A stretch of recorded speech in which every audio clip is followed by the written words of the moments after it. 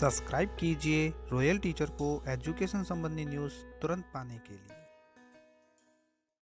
विद्या संबल योजना ऐसा क्या हुआ कि अचानक हुई रद्द।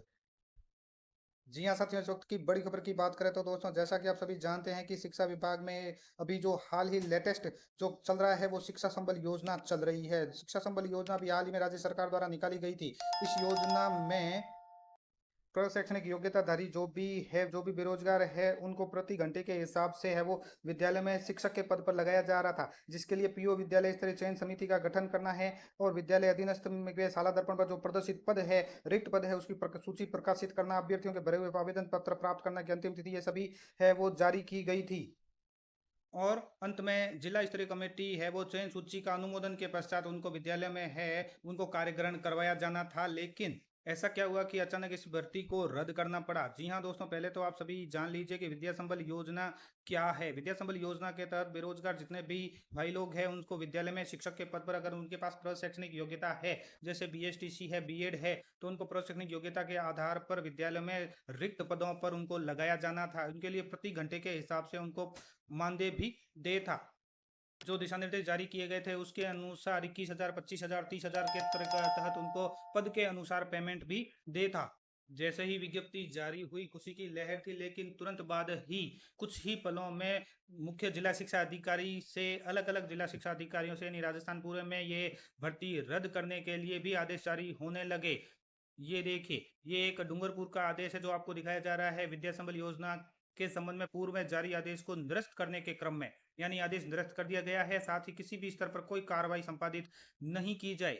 इस तरह के जो आदेश है वो विभिन्न जिलों से निकले जा चुके हैं, यानी भर्ती प्रक्रिया को एक बार के लिए रद्द कर दिया गया है। चयन प्रक्रिया में निर्धारित अंक बार भी उनमें शामिल था कि अगर होता है तो अध्यापक लेवल 1, लेवल 2, वरिष्ठ अध्यापक और व्याख्याता, उनको 10वीं 12वीं स्नातक, अतिस्नातक और प्रशिक्षण योग्यता के तहत किन किन में कितना कितना परसेंटेज है वो निर्धारित किया गया है। बात करें कि अब आगे क्या होगा, भर्ती प्रक्रिया रद्द हो गई है तो हमें क्या करना चाहिए, जो भी बेरोजगार भाई है उनको इसके संबंध में क्या करना है। तो आपको बता दें कि कुछ जिलों में जारी आदेश है वो वापस लेने से है वो असमंजस बढ़ गया है। रिक्त पदों का निर्धारण शाला दर्पण नहीं है।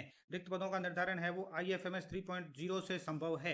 हालांकि हो क्या रहा था कि आइए शाला दर्पण से रिक्त पद उठाए जा रहे थे, लेकिन शाला दर्पण से रिक्त पद नहीं लेने थे, आईएफएमएस 3.0 से रिक्त पद लेने थे, उसी के अनुसार कार्रवाई करनी थी। और सरप्लस शिक्षकों की पोस्टिंग के बाद फिर तय होंगे रिक्त पद। जो भी सरप्लस शिक्षक है उनके पहले पोस्टिंग दे दी जाएगी, उसके बाद जितने रिक्त पद होंगे उसके अनुसार है वो आगे की प्रक्रिया होगी और रिक्त पद भी तय होंगे और विद्या संबल योजना के तहत उनको रिक्त भी माना जाएगा, उन्हीं पदों पर पोस्टिंग भी दी जाएगी। और इसके साथ साथ एक मेन पॉइंट ये भी है कि पात्रता परीक्षा की शर्त जोड़ने पर भी मंथन चल रहा है। यानी आरटेट जो लागू की गई है उसके अंकों के आधार पर उनकी शर्त जोड़ने पर पूरे राजस्थान में मंथन चल रहा है और पूरे राजस्थान में एक समान दिशा निर्देश टाइम फ्रेम की भी तैयारी चल रही है कि पूरे राजस्थान में एक टाइम फ्रेम घोषित किया जाए। ऑनलाइन आवेदन प्रक्रिया पर भी विचार चल रहा है। आरक्षण के नियम भी होंगे साफ। नगर पालिका चुनावों के चलते ग्रामीण क्षेत्रों में भर्ती का विकल्प भी चर्चा में है। नए नियमों के इंतजार में अभ्यर्थी, आखिर कब खुलेगा विद्या संबल का रास्ता।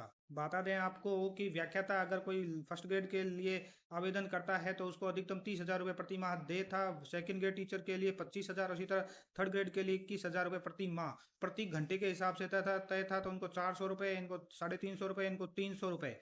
और कॉलेज फैकल्टी के लिए, आचार्य के लिए, सह आचार्य के लिए और सहायक आचार्य, सह आचार्य और आचार्य को अधिकतम 60,000 रुपये प्रति माह के हिसाब से उनको मानदेय भी तय था। तो विद्या संबल योजना को एक बार रद्द किया जा चुका है। विद्या संबल योजना के रद्द के संबंध में विभिन्न जिलों से आदेश आ रहे हैं, लगातार आपके पास भी सोशल मीडिया के थ्रू पहुंच चुके होंगे। जो भी विद्यार्थी है इसी इंतजार में है कि वापस विद्या संबल योजना का रास्ता कब और कैसे खुलेगा और क्या होगा इस भर्ती का। तो आपको बता दूं कि जो रिक्त पद है उनके बारे में स्पष्ट कहा गया है कि रिक्त पदों के लिए जो शाला दर्पण है उससे रिक्त पद नहीं लेने हैं। शाला दर्पण से नहीं लेकर आईएफएमएस 3.0 से ये रिक्त पद माने जाएंगे और ये रिक्त पद तभी रिक्त माने जाएंगे जब सरप्लस जो शिक्षक है उनकी विभिन्न जिलों में पोस्टिंग हो जाएगी। पोस्टिंग होने के बाद जो भी पद बचेंगे वो रिक्त पद माने जाएंगे, उसके अनुसार ही विद्या संबल योजना की भर्ती की जाएगी। इसके अलावा आगे से जो दिशा निर्देश प्राप्त हुए हैं उनके बारे में भी आपको बता दें कि विद्या संबल योजना के तहत जो पीओ और यूसीओ है उनको निर्देशित किया गया है कि विद्या संबल योजना के अंतर्गत रिक्त पदों का निर्धारण है वो पूर्ण सावधानी, सत्यापन, उत्तरदायित्व के साथ आपको करना है। विद्यालयों में आईएफएमएस पर वास्तविक रूप से रिक्त प्रदर्शित हो रहे पद ही विद्या संबल के अंतर्गत रिक्त माने जाएंगे। यानी कि आईएफएमएस पर जो अगर रिक्त पद है तो ही वो रिक्त माना जाएगा, साला दर्पण के अकॉर्डिंग नहीं माना जाएगा। इससे के अलावा जो मुख्य निर्देश दिए गए हैं वो ये भी है कि जिस पद पर पूर्व से वेतन व्यवस्था की जा चुकी है अथवा जिस पद का वेतन आहरण किया जा रहा है उस पद को किसी भी स्थिति में रिक्त नहीं माना जाएगा। ये भी बड़ी खबर है। वेतन व्यवस्था के तहत हम सभी जानते हैं कि दूसरी जगह से वेतन बनाया जा रहा है, पूर्व से वेतन व्यवस्था की जा चुकी है तो उसको रिक्त नहीं मानना है। साथ ही केवल वही पद रिक्त माना जाएगा जिस पद पर संबंधित विद्यालय या कार्यालय द्वारा नियमानुसार वेतन आहरण किया जा सकता है। यानी वेतन आहरण किया जा सकता है वही रिक्त पद है।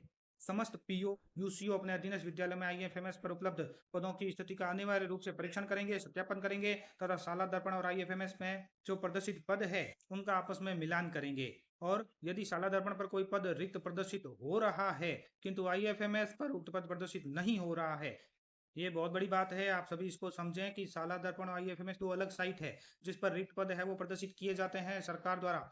अब ये शाला दर्पण पर अगर कोई पद रिक्त प्रदर्शित हो रहा है लेकिन आईएफएमएस पर रिक्त नहीं हो रहा है तो संबंधित जो भी पीओ और यूसीओ है से अनिवार्य रूप से समन्वय स्थापित कर पद की वास्तविक स्थिति की पुष्टि की जाएगी।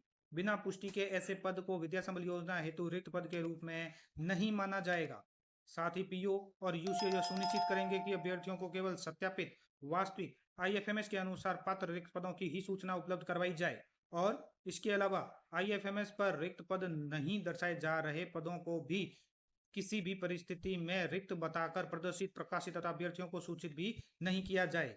और निर्देश है कि उक्त कार्य में किसी भी प्रकार की लापरवाही, गलत सूचना अथवा अप्रमाणिक रिक्त पद की सूचना पाए जाने पर संबंधित अधिकारी और कार्मिक की जिम्मेदारी भी इसके लिए निर्धारित की जाएगी। तो समस्त पीओ यूसीओ इस कार्य को सर्वोच्च प्राथमिकता देते हुए पूर्ण करेंगे। यह सुनिश्चित करें कि विद्या संबल योजना हेतु रिक्त पदों की सूचना में किसी प्रकार की त्रुटि अथवा विसंगति नहीं रहे।